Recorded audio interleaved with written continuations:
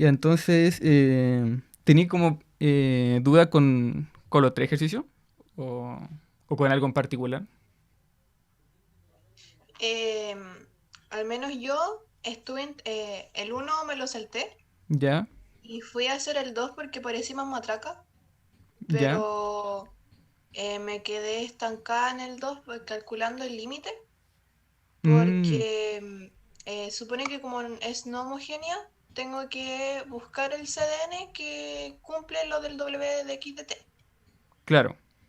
Y yo lo encontré y luego lo reemplacé ¿Ya? en la serie, ¿Ya? pero lo único que me quedaba en función de T era el Euler, Ah, pero como me quedaba solamente eso y lo calculaba, la serie se me iba infinito pero y te yo cae un no... exponencial, te tiene que caer un exponencial decreciente, po. Que sea, por ejemplo, menos t. Bueno, y otras cosas.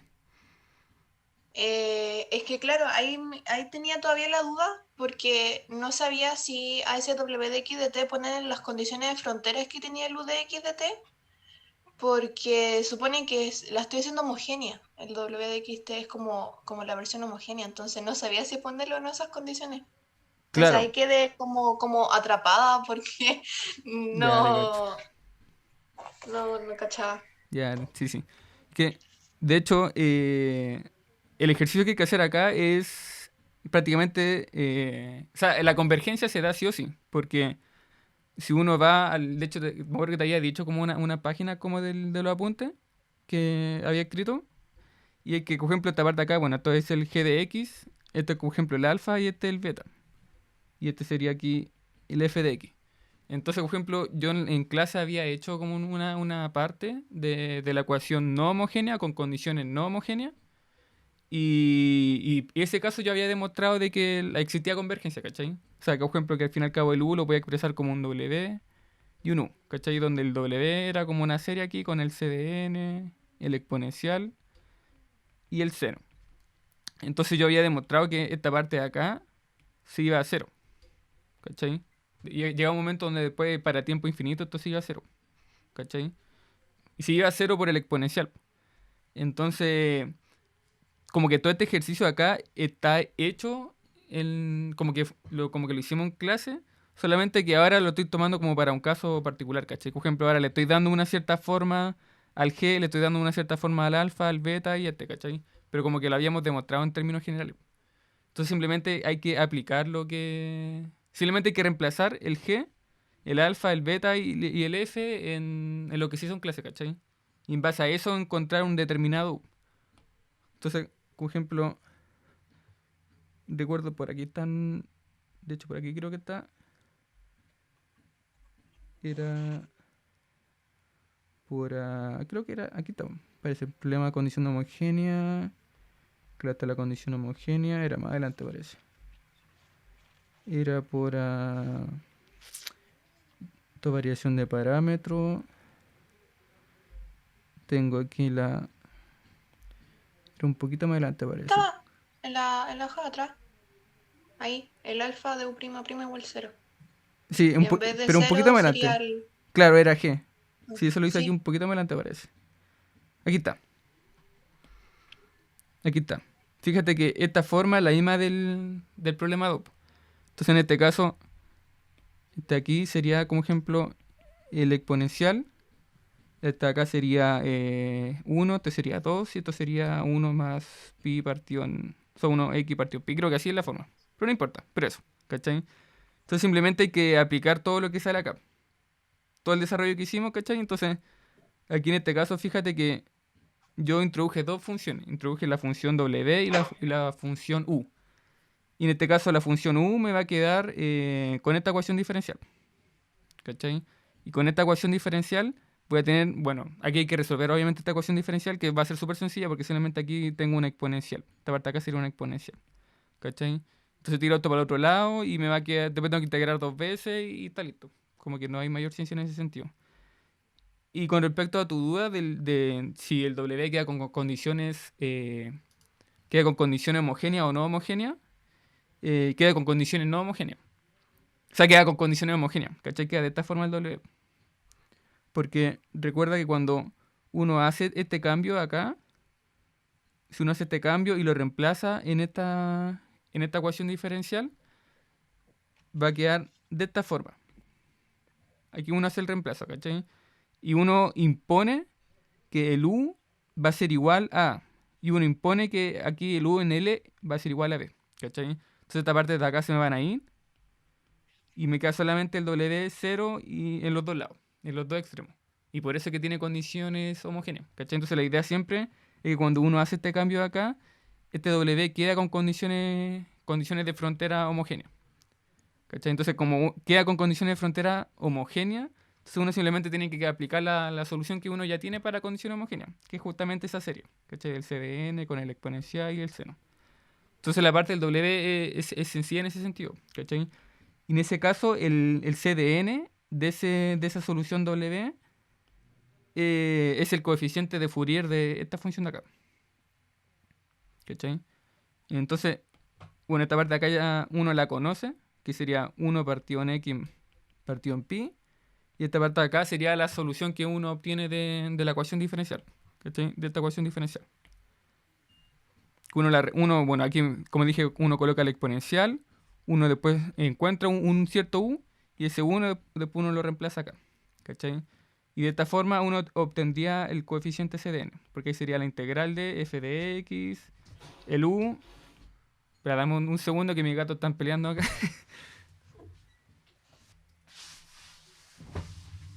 Ya, ahora volví.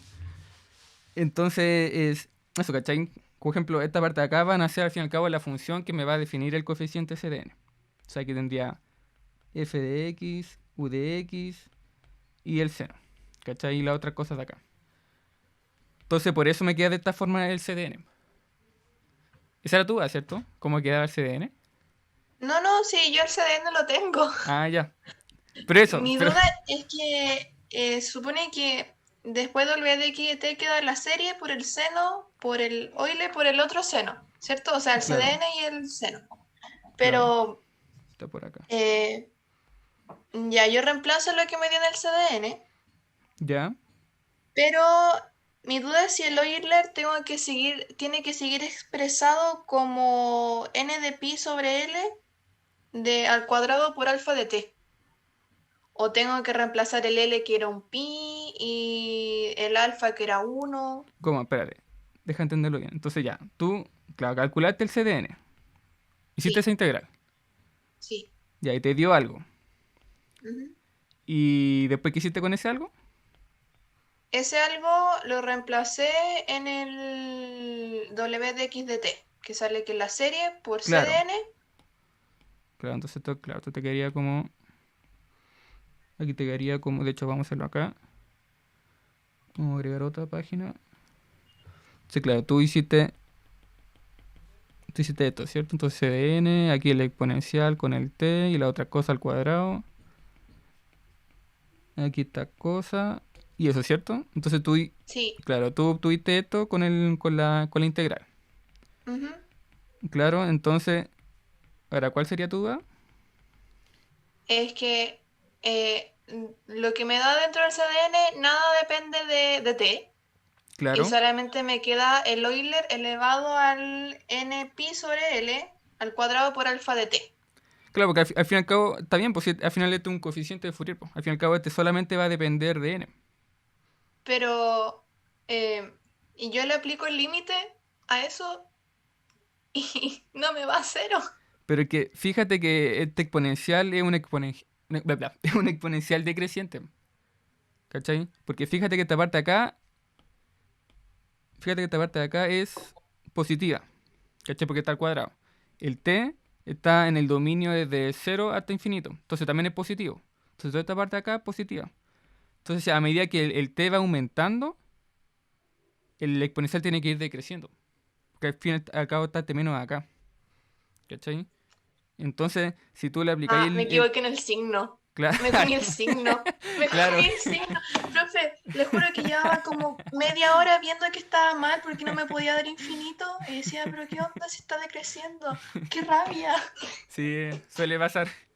Suele pasar. Ya, bueno, entonces esto es cero. Sí, sí. Y Ahí tú aplicáis el límite, entonces te da menos t y es exponencial, ¿cachai? Ah, y el resultado que me daba de eso es el U de X, en la temperatura de equilibrio. Claro. Entonces, claro, al fin y al cabo, lo único que hay que hacer en ese ejercicio era aplicar todo lo que uno ya tenía de este desarrollo, ¿cachai? Era aplicar todo esto, pero con un determinado G, con un determinado A, con un determinado B y así, ¿cachai? Con un determinado G. Entonces, esa era la única cosa que había que hacer. De hecho, por eso que yo puse aquí que había que encontrar, bueno, encontrar la temperatura de equilibrio, en este caso resolver la ecuación diferencial que obedece U, tal que se obedezca esto, y ahí uno tiene que justificarlo en base a todo lo que hemos hecho en clase, ¿cachai?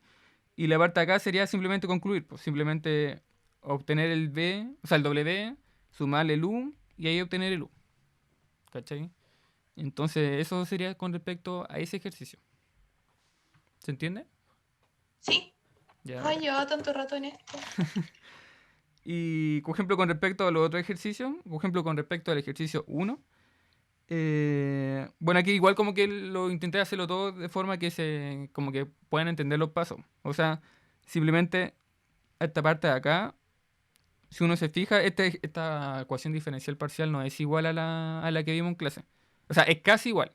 La única diferencia es que las condiciones de borde cambian. Fíjate que aquí están derivando con respecto a x. Entonces, como que estoy aplicando condiciones homogéneas a las condiciones de borde, pero a la derivada de u, no a u. Así que uno tiene que aplicar el método de separación de variables, el método de Fourier.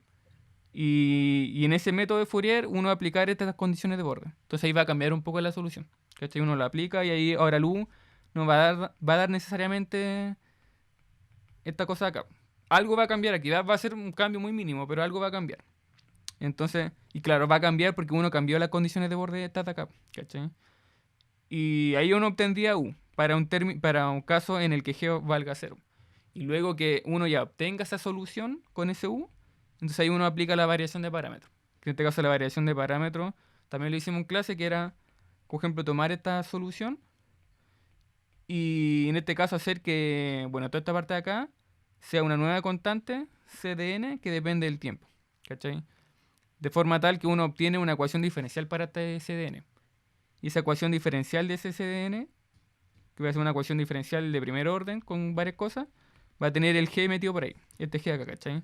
Pero en este caso el g que vamos a estar buscando va a ser este g aquí, en particular.